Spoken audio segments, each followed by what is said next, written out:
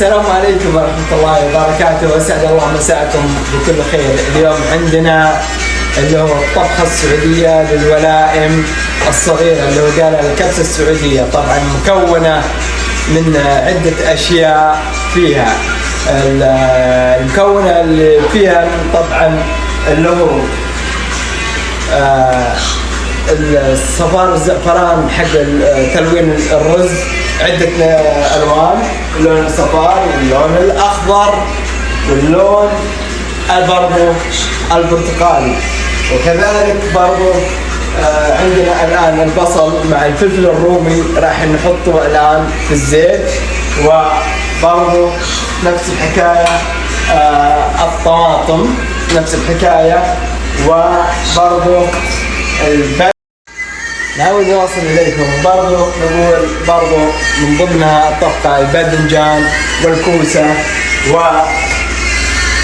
والفلفل الأحمر حقه شيقر، يعني نار هذه، والدجاج نفس الحكاية. الآن نقوم بوضع اللي هو البصل الفلفل الرومي،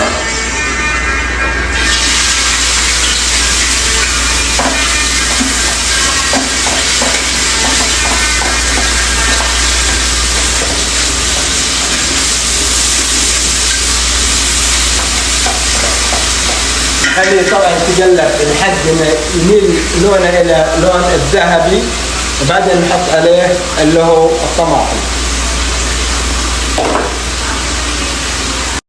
طبعا عقب ما حطينا الآن البصل وحطينا الفلفل الرومي وحركنا الآن شوي، نجي نضع اللي هو قطع الدجاج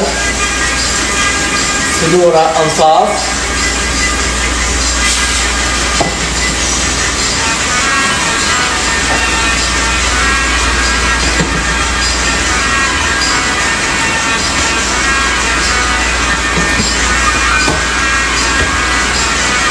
طبعا لازم تعطيها تقطع أنصاف كي تستوي مضبوط وتعطيك الطبخ الصحيح. ما بعد ما ننتهي منها نقلبها.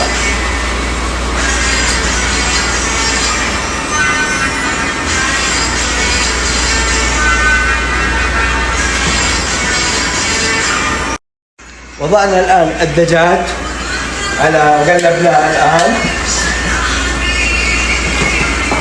نقلبه، نيجي نحط الطماطم،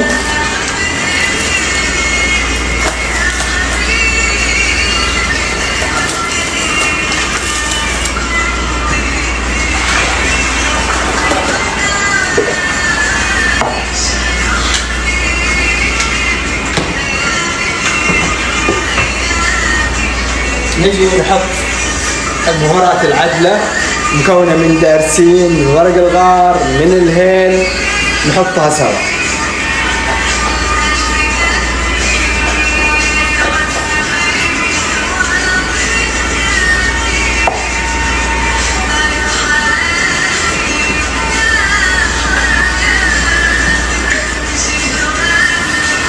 عقب ما وضعنا الدجاج وضعنا كل حاجة هنا، نجي الآن نقلب الدجاج،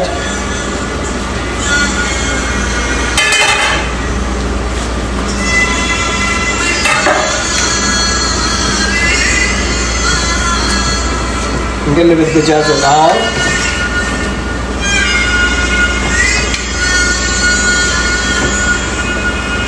نتأكد إنه هذا كله النكهة من المعجون اللي حطيناها.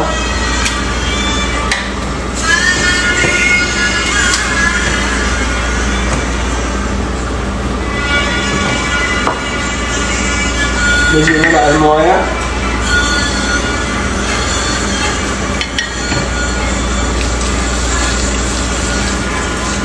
الآن الرز شفنا على وشك انه يخلص، والآن حبات الرز ما شاء الله لا اله الا الله، شايفين؟ هذه حبات الرز نثرية ها نثرية. نرجع إليكم مرة أخرى يا أعزائي المتابعين. الآن عقب ما سلقنا الدجاج وضبطنا كل حاجة وصفينا القدر من شوائب البصل والطماطم، الآن نجي نحط الرز ونخليه يطبخ على نار هادية.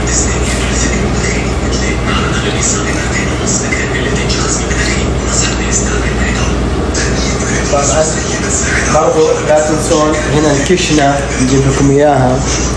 هذه الكشنة برضو جالسين نضبط الكشنة كمان ونجهزها بعد انتهاء الرز. وهنا الآن الرز